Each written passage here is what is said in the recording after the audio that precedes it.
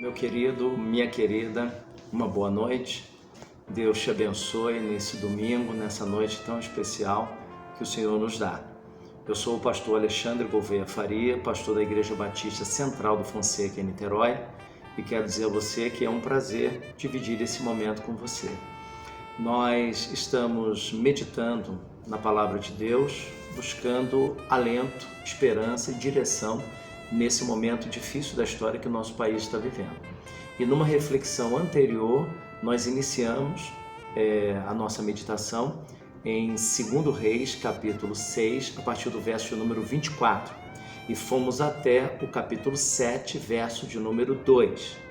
E essa história, ela narra um momento muito difícil que o povo de Israel estava vivendo e, semelhantemente, a situação difícil que o nosso país está vivendo. Eu gostaria que você acompanhasse conosco esse momento de culto, de adoração, de meditação na palavra.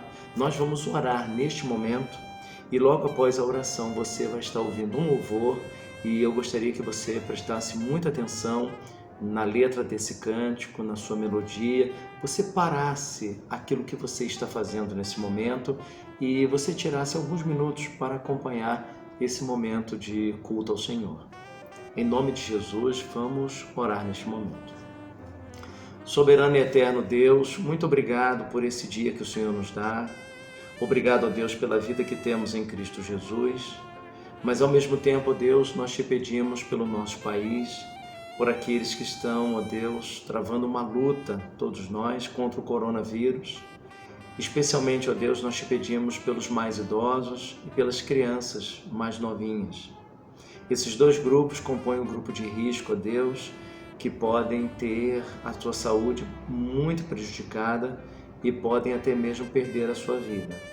Eu quero te pedir que o Senhor derrame graça, misericórdia sobre o nosso Brasil e que nenhuma vida, ó Deus, seja perdida, mas que todos possam ter a sua imunidade revestida e possam vencer esse momento. Nós te pedimos por esse momento de isolamento social, para que o Senhor nos dê tranquilidade junto aos outros entes queridos do lar, que o Senhor nos ajude, ó Deus, a viver esse momento em harmonia, em tranquilidade, mesmo com as notícias sendo as mais difíceis. Em nome de Jesus, ó Deus, nós te pedimos pelas nossas autoridades, autoridades municipais, autoridades estaduais e autoridade federal, para que haja um entendimento, para que haja uma direção comum, para que haja uma concórdia entre eles, de tal maneira, ó Deus, que todos nós sejamos beneficiados pelas decisões que as nossas autoridades estarão tomando. Em nome de Jesus Cristo, nós entregamos o nosso querido Brasil, bem como, ó Deus, todas as nações do mundo, independente do seu credo religioso, independente, ó Deus, daquilo que domina essa nação. Nós te pedimos que o Senhor abençoe, porque o que está em jogo nesse momento é a vida. E não há bem maior que a própria vida. Por isso, ó Deus, guarda e abençoa as nações da América, da Europa, da Ásia, da Oceania, da África. Todos os povos sejam guardados por Ti, sejam protegidos. E nós te pedimos pelas duas nações que mais estão sofrendo nesse momento, que são Itália e Espanha. Que o Senhor abençoe essas nações, em nome de Jesus. Amém. Ouça nesse momento o louvor, que muito há de te abençoar.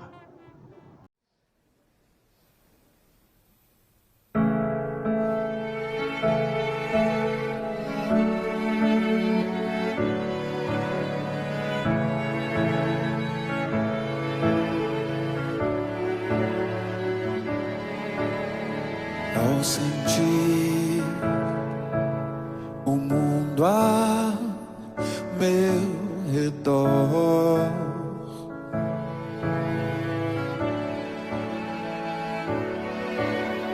nada vi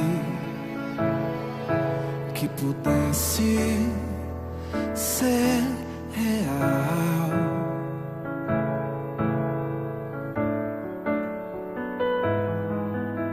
Eu percebi que todos buscam paz, porém em vão, pois naquilo que procuram há solução, só em Jesus. A paz real eu pude encontrar, o seu amor pude experimentar. Eu me entreguei a Cristo e a vida eterna vou gozar.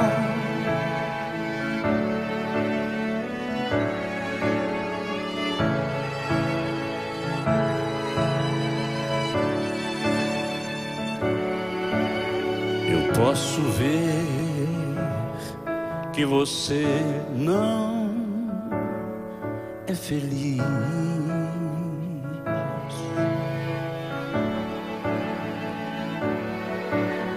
E vou dizer que não pode ser feliz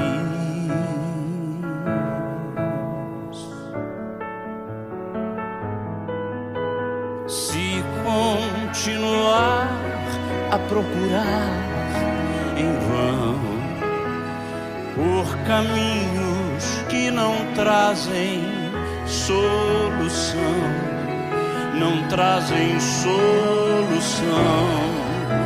Só em Jesus a paz real você vai encontrar. O seu amor vai experimentar. Venha Jesus Cristo e a vida eterna vai gozar.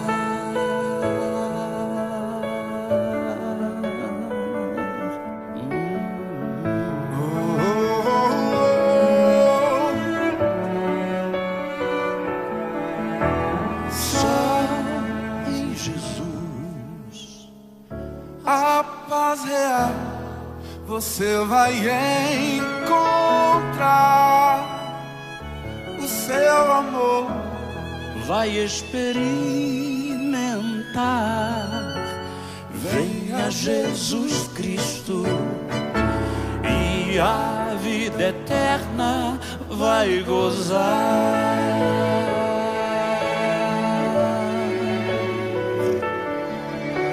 Só em Jesus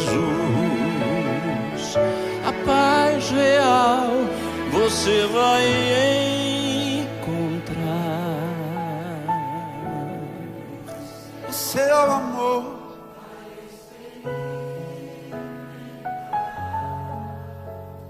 venha Jesus Cristo e a vida eterna vai gozar.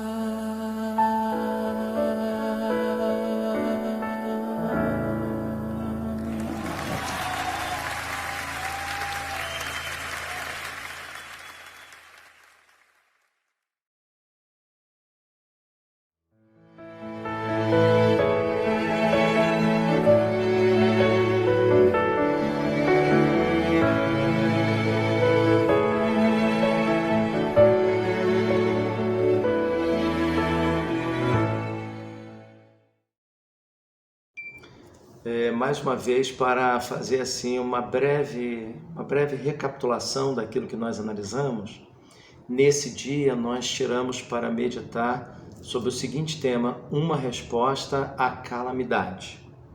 E para nós encontrarmos respostas em relação a este momento que estamos vivendo, nada melhor do que 2 Reis, capítulo 6, do verso 24 ao capítulo 7, verso de número 2. Então, 2 Reis, do verso 24 até o capítulo 7, verso 2, é o que nós meditamos numa reflexão anterior, com o mesmo título, apenas escrita parte 1. E agora você está acompanhando a parte 2. Nós vamos continuar meditando nessa experiência. Vamos reprisá-la? O que nós vimos na meditação anterior é de que a cidade de Samaria, capital do Reino do Norte, mais ou menos em 850 a.C., ela foi sitiada, ela foi cercada pela Síria. Síria é a maior potência desse momento, da metade do século 9 a.C. E o rei da Síria, Ben-Hadad II, decidiu sitiar, cercar a capital do Reino do Norte, que se chama Samaria. O Reino do Norte, nesse momento, ele é governado pelo rei Jorão. E o profeta em atuação no Reino do Norte é o profeta Eliseu. O Reino do Norte surge a partir da divisão em 931, quando Roboão, o filho de Salomão e herdeiro do trono, não conseguiu coordenar o trabalho político da nação e houve então uma divisão. 10 tribos formaram o Reino do Norte e 2 tribos formaram o Reino do Sul. Reino do Sul ou Judá e as 10 tribos Reino do Norte ou Israel, ou Efraim, para alguns escritos bíblicos. Então, a nação vive um momento caótico, a nação vive um momento de escassez, a nação vive um momento de desesperança. A situação chegou a uma calamidade tão grande que no relato que nós vimos no vídeo anterior, 2 mães decidiram comer os seus filhos. Então uma criança foi morta, serviu de alimento para as mães. Quando foi comer a segunda criança, filha da outra mãe, essa outra mãe não aceitou, mas a primeira criança foi devorada. Então você veja que chegou a prática do canibalismo dentro do Reino do Norte, dada a escassez de víveres, a escassez de comida que aquela nação vivia. Então desemprego, angústia, perplexidade, as portas dos muros, os portões do muro não poderiam ser abertos para que houvesse a prática do comércio, porque se fossem abertos, Síria iria invadir o Reino do Norte. Com o fato dos muros os portões estarem trancados, a nação viveu um momento de escassez total, a ponto da cabeça de um jumento adquirir um preço elevadíssimo. E qual a palavra que a gente tem diante desse cenário biblicamente? O que a Bíblia nos diz quando ela relata toda essa história, todo esse drama, o que ela propõe para além disso? A situação que estava sendo vivida lá tem semelhanças com a situação de cá. A nossa oração é que o nosso momento aqui não seja igual ao momento vivido lá. Cremos que isso não irá acontecer. Mas há semelhanças entre lá e cá. Por exemplo, eles viviam um isolamento social. Nós vivemos um isolamento social, só que o nosso isolamento é individual por família. Eles viviam um isolamento coletivo. Toda a cidade estava vivendo ali um momento de isolamento, porque não poderia sair de lá, senão, como foi dito, Síria iria invadir a nação. Então eles vivem um isolamento, nós vivemos isolamento. Eles viviam um momento de escassez, um momento de falta de trabalho. Nós vivemos aqui um momento semelhante, onde o governo estadual, federal, municipal terão que se unir para trazer recursos ao povo, porque a nação provavelmente vai ficar 15 dias, 3 semanas, 4 semanas sem produção industrial, sem trabalho. Vai haver a necessidade da intervenção do governo federal, estadual e municipal na realidade do povo, especialmente dos mais pobres. Então você perceba que são 2 histórias que guardam as suas devidas semelhanças, mesmo havendo proporções diferentes. E eu gostaria de sinalizar para você nesse momento que na última reflexão nós vimos todo esse quadro, e o rei manda um mensageiro para ir até Eliseu. Quando o mensageiro chega até Eliseu, Eliseu está reunido com os anciãos. E ele está ali tendo uma conversa com os anciãos. Quando o mensageiro chega, Eliseu diz aos anciãos o que o mensageiro está indo ali fazer. Ou seja, ele tem uma revelação, uma sabedoria dada por Deus para aquele momento. E ele diz aos anciãos: Jorão está tentando me matar, está querendo a minha cabeça numa bandeja de prata. Quando o mensageiro ainda está falando, chega o rei Jorão, junto com o capitão do exército, junto com a sua comitiva, até onde Eliseu está. E Eliseu então traz uma palavra vitoriosa, dizendo que na manhã seguinte, no dia seguinte, haveria pão, haveria cereal, haveria fartura, e ele dá o preço que esses produtos estariam sendo vendidos na porta de Samaria. O capitão que está acompanhando o rei não acredita, age com total incredulidade. E ele vai dizer: olha, ainda que o Senhor abrisse as portas do céu, quem garante que isso iria acontecer? Ou seja, ele duvida da palavra de Eliseu, uma palavra profética, uma palavra verdadeira, de um homem que não se rendeu pelo momento que estava vivendo, não se deixou vencer pelas circunstâncias, pelas notícias ou até mesmo pela ameaça de morte dada por Jorão, rei de Israel. Agora fica uma pergunta nessa história. Você vai dizer assim, pastor Alexandre, eu creio que foi trazida uma palavra profética através do profeta Eliseu e ele disse que haveria abundância de víveres. Mas como isso iria acontecer? Qual foi a forma que Deus separou, determinou na sua santa sabedoria para que isso acontecesse? É isso que nós iremos examinar nessa segunda parte. Eu convido você a abrir sua Bíblia, a Bíblia em forma de livro ou um aplicativo do celular, em 2 Reis, capítulo 7, verso de número 3. 2 Reis, capítulo 7, verso de número 3. E vai mostrar nessa história, a continuação do que nós já vimos anteriormente, como que Deus supriu a necessidade de Samaria, o milagre que ele fez, as pessoas que ele usou, a forma como Deus agiu. E você vai perceber duas lições interessantes naquilo que a gente vai ler. Primeiro, a esperança vem de onde a gente menos espera. E segundo lugar, Deus está vivo e ativo, agindo em lugares, mesmo que eu não saiba o que está acontecendo lá.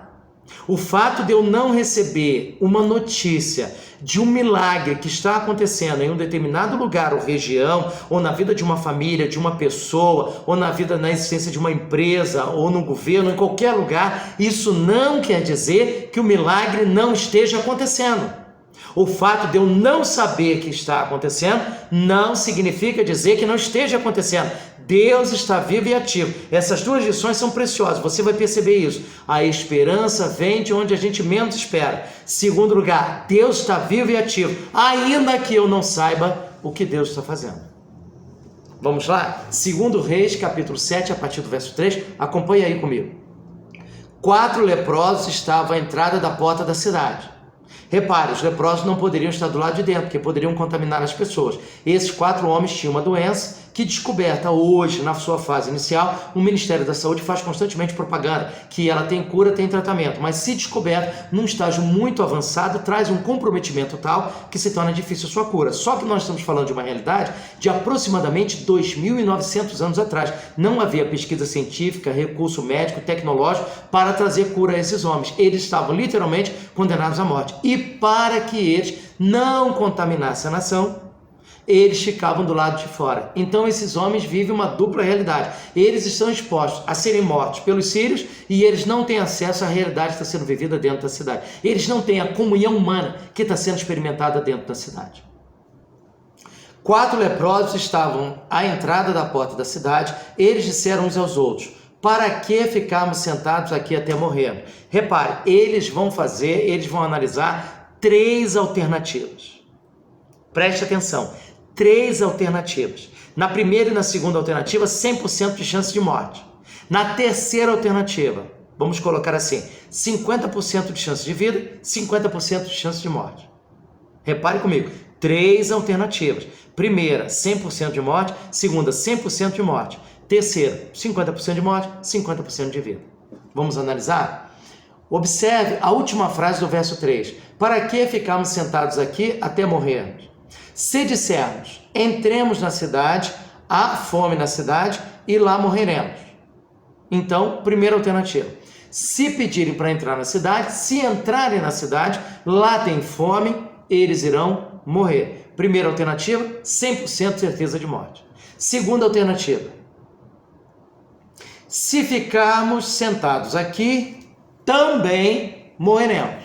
Então, a primeira alternativa, se eles entrarem, eles irão morrer de fome. Se eles ficarem sentados do lado de fora, à porta da cidade, onde eles estão, eles também morrerão de fome. Então, na primeira alternativa, 100% de chance de morte. Segunda alternativa, 100% de chance de morte. Terceira alternativa, 50% de chance de morte, 50% de chance de vida. Vamos examinar? Vamos agora até o acampamento dos sírios. Se nos deixarem viver, viveremos. E se nos matarem, morreremos. 2 alternativas, 2 sis.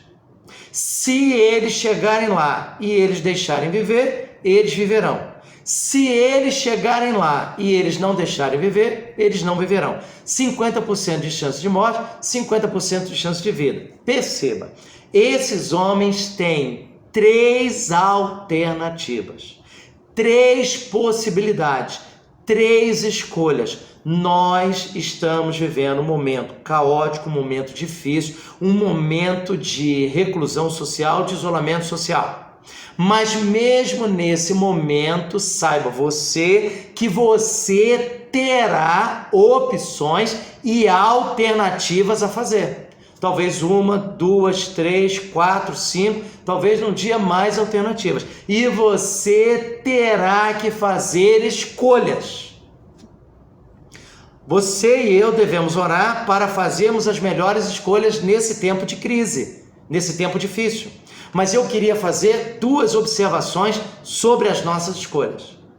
A primeira delas, nós podemos e devemos fazer escolhas porque a vida nos desafia a fazermos escolhas.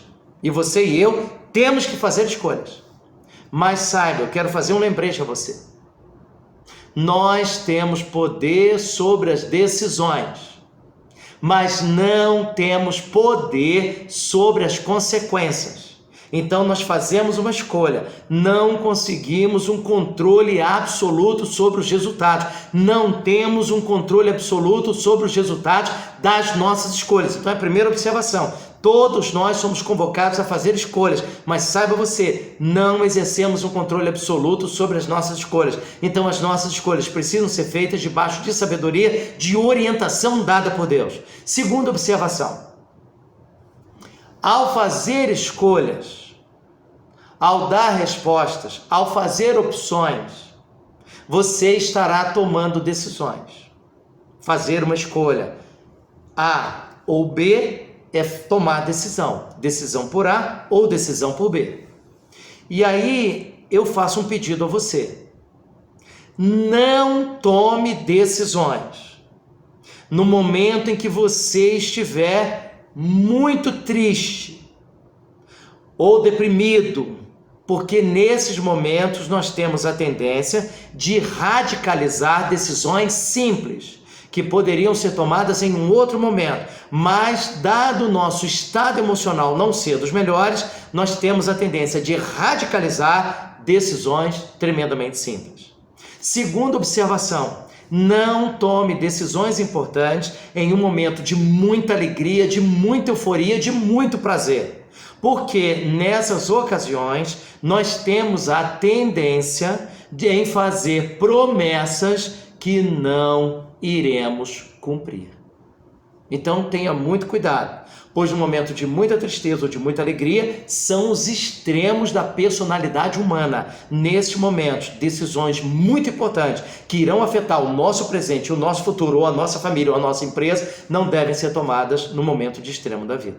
A gente tem que esfriar um pouco a cabeça, recobrar um pouco o sentido, ter um pouco mais de tranquilidade, ainda que a decisão seja iminente, a gente tem que tomar, mas tentar tomar num estado emocional onde a gente reconheça que a gente não está bem. E aí a gente parte para fazer as observações. Eles decidiram seguir para o acampamento dos sírios e foram. E o que eles vão encontrar lá? Qual não foi a surpresa? Verso de número 5. Ao cair da noite, eles foram ao acampamento dos sírios. Quando chegaram na entrada do acampamento, não encontraram ninguém. Observe, chegaram ao acampamento do inimigo, da superpotência da época, e não encontraram ninguém. E por que não encontraram ninguém? Verso de número 6. Porque o Senhor, repito, sem medo de ser repetitivo, porque o Senhor havia feito ouvir no acampamento dos sírios um som de carros e de cavalos, como de um grande exército, de maneira que disseram uns aos outros: o rei de Israel alugou contra nós os reis dos heteus e os reis dos egípcios para nos atacarem. Por isso eles se levantaram e fugiram ao cair da noite, deixaram as tendas, os cavalos e os jumentos, isto é, deixaram o acampamento como estava e fugiram para salvar a vida. Então você observe bem que houve uma ação, uma intervenção de Deus. O livramento não veio através da atuação dos 10 leprosos, não veio através da atuação de Eliseu, não veio através da atuação dos anciãos, não veio através da atuação de Jorão, não veio através da atuação do capitão da guarda, não veio através do mensageiro, não veio através da comitiva e de nenhuma outra pessoa. A solução veio através de uma intervenção do próprio Deus. Ou seja, existem dois tipos de milagre: o milagre mediado e o milagre imediato. O milagre imediato é quando Deus usa alguém, alguma pessoa para realizar esse milagre. E o milagre imediato é quando Deus faz uma intervenção, uma ação sobrenatural, um agir de Deus, onde Ele não usa homem, onde Ele não usa nenhum recurso humano. E Ele vai lá e faz o milagre, por livre e espontânea vontade, soberanamente. Ou seja, Eliseu deu a palavra lá no dia anterior aos anciãos, ao rei Jorão, ao capitão, ao mensageiro e a todos que estavam presentes. E no dia seguinte, os 4 leprosos presenciaram e testemunharam o agir de Deus junto aos sírios, dando livramento a Israel sem o derramamento de uma gota de sangue.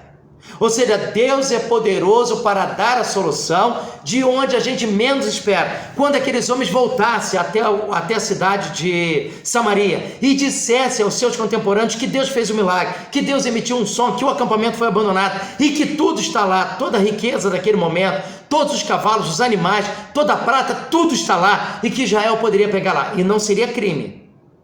Eram os espólios de guerra, eles abandonaram aquilo. Israel poderia ir lá e se apropriar, e os preços iriam desabar, a cidade poderia abrir os seus portões, haveria o comércio, e os víveres seriam vendidos, e a palavra que Eliseu profetizou iria se cumprir, e a esperança seria cumprida e vivenciada por aquele povo. Repare, os 4 leprosos vão tomar conta daquele lugar, vão fazer uso dos utensílios, e depois eles vão voltar até a cidade para dar a boa notícia. Ou seja, existia uma boa notícia no caminho em direção a Samaria. Existe uma boa notícia em direção ao Rio de Janeiro, em direção a Niterói, em direção a São Gonçalo, em direção a Maricá, aos outros estados da federação. Existe uma boa notícia que nos há de ser dada pelo próprio Deus, pelos seus mensageiros, daquilo que Deus está fazendo, independente de eu e você estarmos vendo ou não.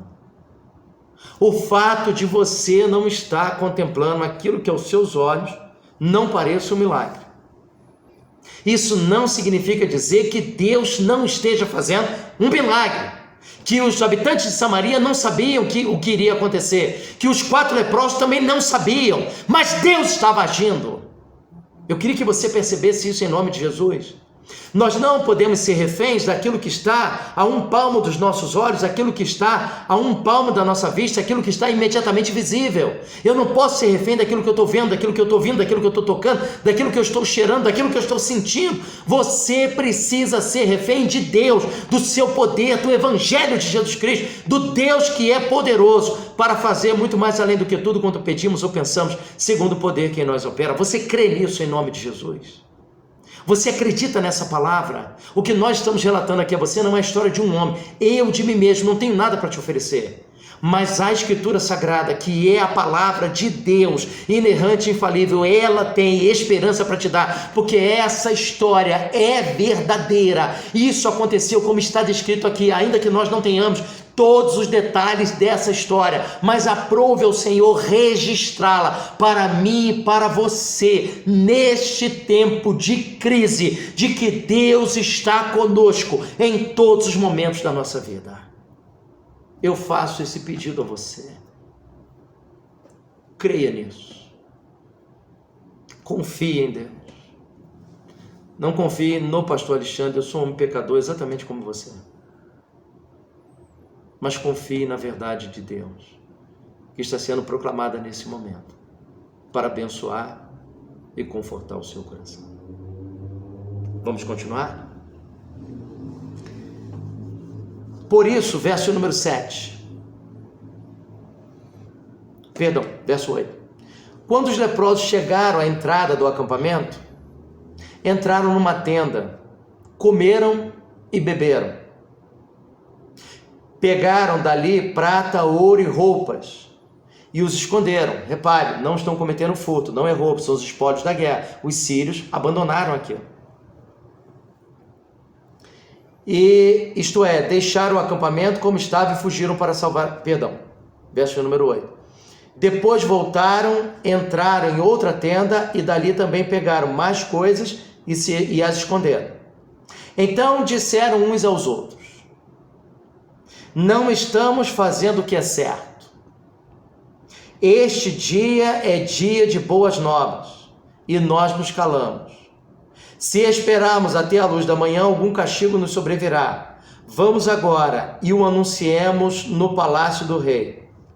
Então você observe que aqueles homens entenderam que não era dia de escassez, não era dia de medo, não era dia de pânico, não era dia de dor, não era dia de pessimismo, não era dia de angústia, não era dia de depressão, era dia de boas novas, era dia de boa notícia, era dia alvissareiro, era dia de esperança, de vitória, de alegria, de paz, de cumprimento da palavra do Senhor. Então hoje, neste domingo, hoje é dia de boas novas. Hoje é dia de boa notícia, e a boa notícia é a resposta de Deus à calamidade, e a resposta de Deus à calamidade é o seu nome, Jeová Jirê, o Deus que provê. Provê sobre a minha vida, provê sobre a sua vida, provê sobre a vida de todo aquele que nele e nela confia. E a graça comum de Deus vai mais longe, mostrando que sobe sobre justos e injustos, ou seja, o amor, a graça e a provisão de Deus sendo derramado sobre aqueles que creem e sobre aqueles que não creem. Quando você vai ao supermercado, ele está ali disponível para venda. Ele não vende só para aqueles que creem em Deus, ele vende também para aqueles que não creem em Deus, ou seja, a bondade de Deus em fornecer comida dentro desse sistema para aqueles que creem e aqueles que não creem, mostrando que Deus ama de maneira incondicional. Em nome de Jesus, creia nisso. O texto continua, verso número 10. Foram gritar aos porteiros da cidade e lhes anunciaram. Então eles voltaram agora porque gerou neles uma crise de consciência. Nós não podemos ficar parados aqui, nós não podemos ficar com toda essa abundância só para gente. O povo lá precisa saber que não há mais ameaça de morte, porque o Senhor fez uma intervenção, o Senhor emitiu um som, alguma sonoridade que fez com que os sírios abandonassem aquele acampamento, deixando tudo, e tudo isso agora é nosso, porque são os espólios de guerra. Os portões serão abertos, o comércio vai voltar a fluir, os negócios vão voltar a acontecer exatamente como vai acontecer com o Brasil, em nome de Jesus. Esse momento vai passar. Haverá a ação de Deus durante todo esse percurso e toda essa estrada que nós temos, mesmo para aqueles mais vulneráveis na sociedade. Deus é conosco. Vamos vencer essa etapa. Uma nova etapa virá e sairemos fortalecidos desse momento, em nome de Jesus Cristo. Repare que a boa notícia não pode ser guardada. Então aquilo que nós temos meditado na palavra, estamos compartilhando com você. Por quê? Porque é boa notícia, e essa boa notícia não pode ser guardada. Eu não posso guardá-la para mim, tenho que dividi-la com você, porque isso é pão, isso é alimento espiritual para a nossa vida. Você precisa do arroz, você precisa do feijão, você precisa da carne, você precisa do alimento humano, você precisa da água, mas você também precisa do pão que vem do céu, que é dado por Deus, e esse pão é Jesus. Vamos continuar? Assim, verso número 11, chamaram os porteiros, e estes o anunciaram no palácio real. O rei se levantou de noite e disse aos seus servos: eu vos direi o que é que os sírios fizeram. Eles sabem muito bem que estamos famintos, por isso saíram do acampamento para se esconderem no campo, imaginando, quando saírem da cidade, nós os capturaremos, vivos, e conquistaremos a cidade. Olha o raciocínio do rei. O rei ouviu a palavra que foi proferida pelo profeta Eliseu, mas ele não acreditou na palavra do profeta. Agora Deus está mandando alguém dizer que a palavra que foi proferida por Eliseu no dia anterior se cumpriu exatamente como Deus havia afirmado, porque Deus não é homem para mentir. Mas o rei está raciocinando totalmente diferente. Então você repare, olha como é que é o coração humano. Deus está falando, Deus está dirigindo a história, Deus está fazendo milagres, ainda que eu não saiba onde estão acontecendo, mas a sua vida é um milagre em nome de Jesus. Deus está agindo em todos os lugares, Deus está vivo e ativo. Alguém traz uma palavra vitoriosa à sua vida, como está sendo trazida nesse momento. Daqui a pouco alguém vem com a notícia de que aquilo que foi proferido a você nesse momento está se cumprindo sobre a sua vida. A provisão de Deus está sendo derramada sobre você. Mas você não acredita. Você deixou a dúvida assaltar o seu coração. Você se tornou refém daquilo que está imediatamente visível. Bem, a vida é como eu estou assistindo aqui dentro da minha casa. Não, a vida não é como você está assistindo dentro da sua casa. Você está vivendo um momento difícil, como todos nós. Mas a vida é muito mais do que aquilo que você está vivendo na sua casa. Seja uma casa grande, uma mansão, seja uma casa pequena de 30 metros quadrados com 5, 6, 7 pessoas. Eu quero dizer para você que Deus está aí com você. O fato de nós não estarmos nos reunindo num templo como igreja, não quer dizer que Deus não esteja conosco. Deus está com você, onde você estiver neste momento. Lembra? Foi o que Jesus disse. E essa expressão eu recordo a nossa reflexão anterior. Ela aparece na Escritura Sagrada 366 vezes. Todos os dias do ano, inclusive no ano bissexto, Deus dizendo que está conosco. Verso 13. Então um dos seus servos respondeu: vamos enviar 5 cavalos dos que sobraram aqui dentro para ver o que acontecerá, pois toda a multidão dos israelitas que restaram aqui terá o mesmo destino que os que já morreram. Eles pegaram 2 carros com cavalos e o rei os enviou com mensageiros atrás do exército dos sírios, dizendo-lhes: ide e vede. Eles foram atrás deles até o Jordão. No caminho encontraram roupas e objetos que os sírios, na pressa, haviam deixado para trás. Os mensageiros voltaram para contar isso ao rei. Então o povo saiu e saqueou o acampamento dos sírios. Assim, uma medida de farinha foi vendida por 1 siclo e 2 medidas de cevada por 1 siclo, conforme a palavra do Senhor. Eu quero encerrar a minha palavra nesta hora dizendo a você que tudo aconteceu como havia sido profetizado por Eliseu. Você está diante de 2 caminhos, de 2 alternativas. De acreditar naquilo que foi proclamado ao seu coração nesta hora, ou de simplesmente ignorar o que foi dito. Eu não quero que você admire o que foi dito ou admire a pessoa que disse. O desafio nesta hora é muito maior do que isso.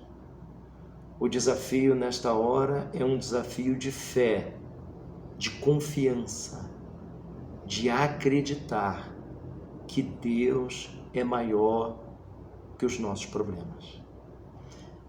Nós, em nossas mãos, temos vários problemas, mas Deus, em suas mãos, Ele não tem nenhum problema. Ele tem apenas solução.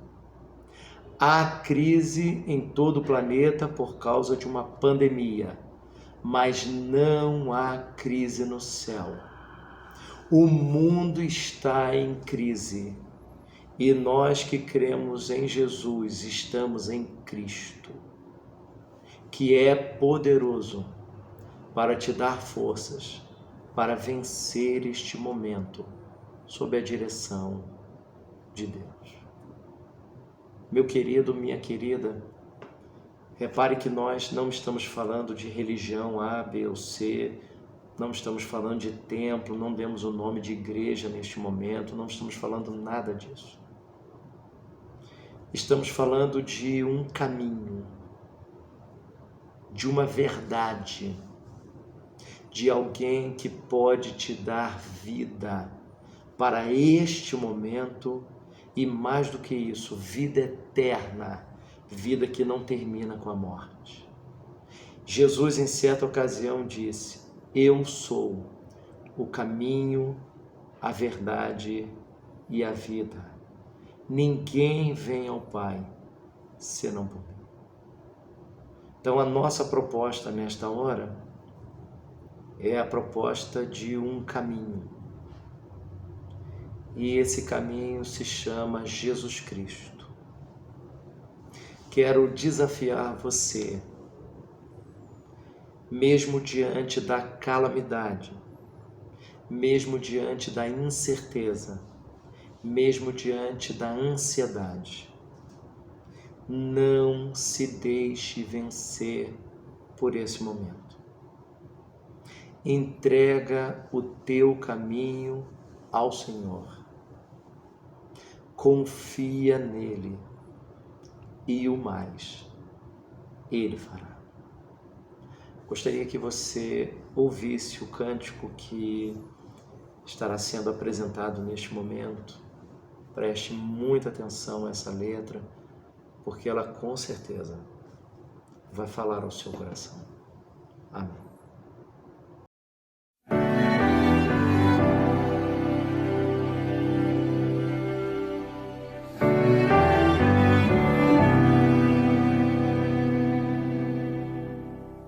Não tenha sobre ti um só cuidado, qualquer que seja,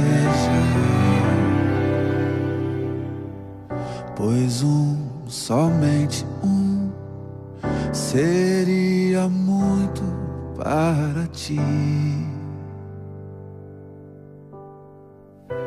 É meu, somente meu, todo o trabalho.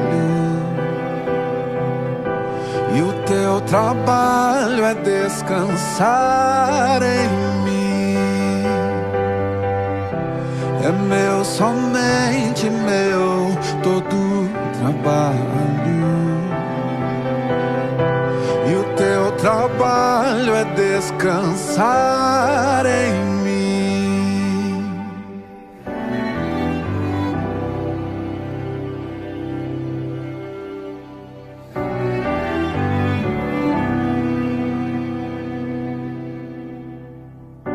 Não temas quando, enfim, tiveres que tomar decisão. Entrega tudo a mim, confia de todo o coração. É meu, somente meu, todo o trabalho. E o teu trabalho é descansar em mim. É meu, somente meu, todo o trabalho. E o teu trabalho é descansar em mim.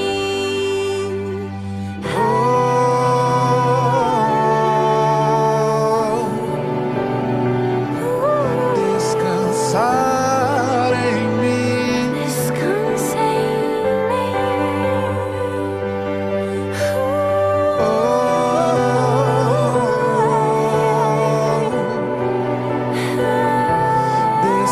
Descansar em mim.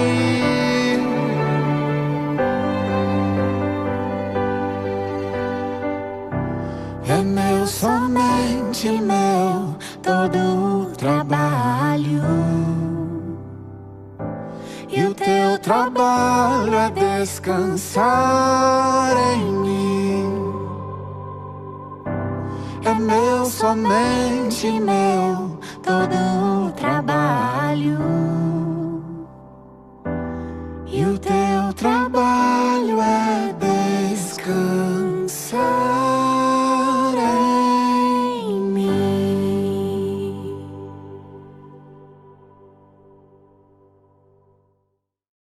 Meu querido, minha querida, mediante esse louvor, esse momento de adoração que tivemos neste culto, eu creio que não há nada mais a ser acrescentado ao que foi dito.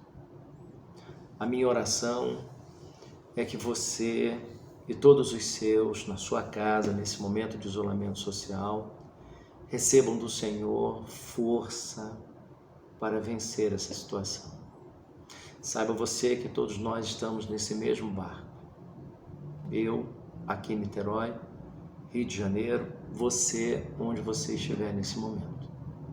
Temos um inimigo comum e invisível, praticamente invisível, que é o coronavírus. Mas essa palavra foi para sinalizar a você que a esperança vem de onde a gente menos espera. E a solução, em última instância, ela é dada por Deus. 4 leprosos, 4 homens rejeitados naquela cidade, pela sua enfermidade, foram os portadores da boa notícia. Então, esta hora é uma hora de boa notícia. Guarde com você. Deus é maior que qualquer calamidade. Que você tenha uma excelente semana. Que apesar desse confinamento, seja um momento de experiência com Deus na sua vida. Em nome de Jesus. Amém. É meu, somente meu, todo o trabalho.